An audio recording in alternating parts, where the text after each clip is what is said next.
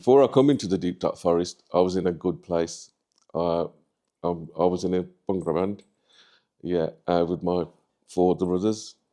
We were called the Sahotas, yeah, and we came and we was doing our thing. We was all happy, weddings and stuff. We used to drink around and that, and then this guy came into a group, sound engineer. He wanted to learn sound of our other engineer, and he brought the heroin in. And then on the way back, he's making it in a spliff, and I'm driving, and he gives me one. So I'm smoking this. I was just high as a sky, you know what I mean? Kite. I was like, this is good shit, this is. We had everything then. We had made some money and stuff, and we was doing all right. So, I could control it with the money side of it. And when we used to go abroad, we used to phone the promoters up, like you give them your rider and stuff. And we used to give them our drugs as well. And when we used to get off the airport, everything was waiting there.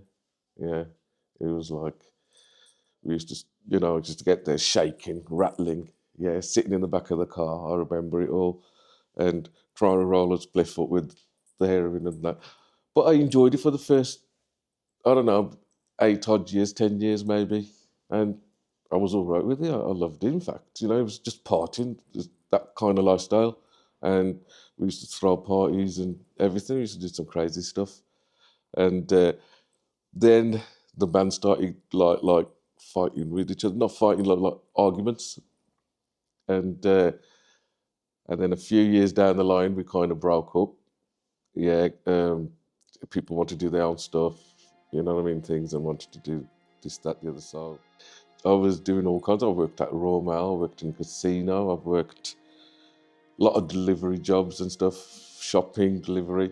But there was one delivery I used to do where it was all around England, Newcastle, like everywhere we used to go.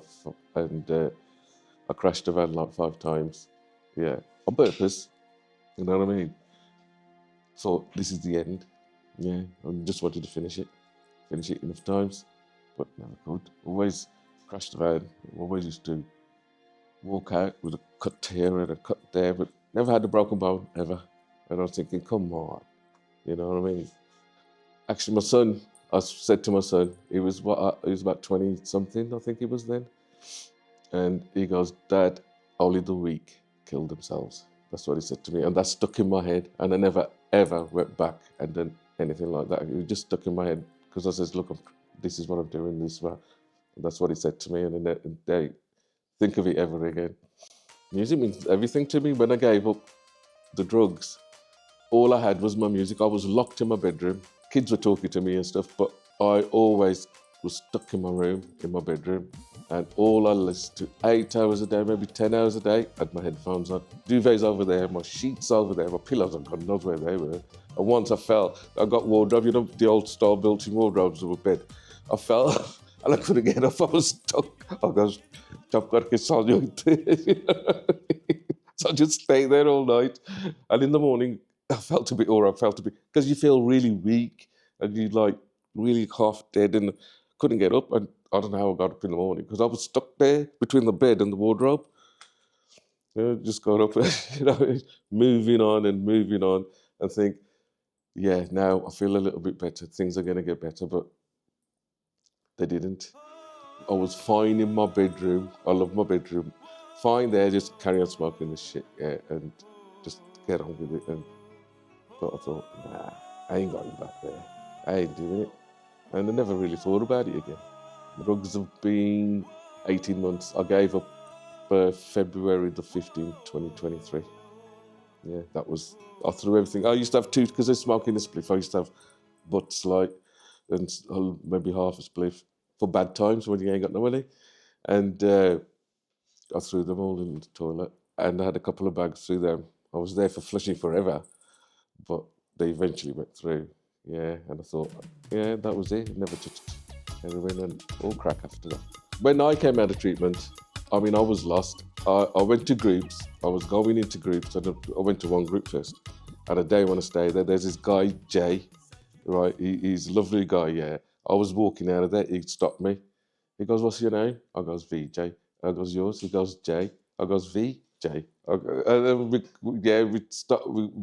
And since then, like, we've been like brothers to each other. Then I used to go to 2 groups, then 3, and then all 4. Yeah. And then Linda is like my first guardian angel. She came up to me, she goes, Vijay, you need to come to Suit and volunteer. I goes, I can't do that. She goes, I had no confidence or nothing. That had all gone, you see. I goes, I can't do it. She goes, no, you do need to come. She goes, I'll guide you through this and that, and you can do it. So I thought about it for a week, and then I goes to Linda a week later, next group. I goes, yeah, I'll do it. And she got me into volunteering. First it was 2 days, then it was 3, then it was all 5. Every day I used to come in, and it sorted my head out. I was a volunteer first for about good 8 months, 9 months, and then I got a job. I was given a job as a Punjabi-Speaking Project Support Worker. If you've got a problem, we're here. We're here to help. We've got so many organisations linked to Suit that we can help you with.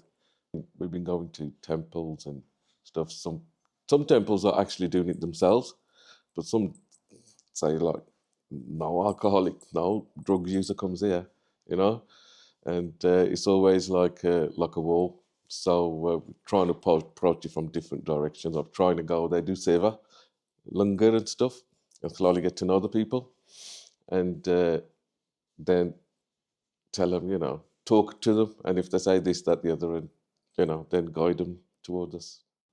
Vijay means victorious in Punjabi, and my family, they all come from Punjab, my mum and dad.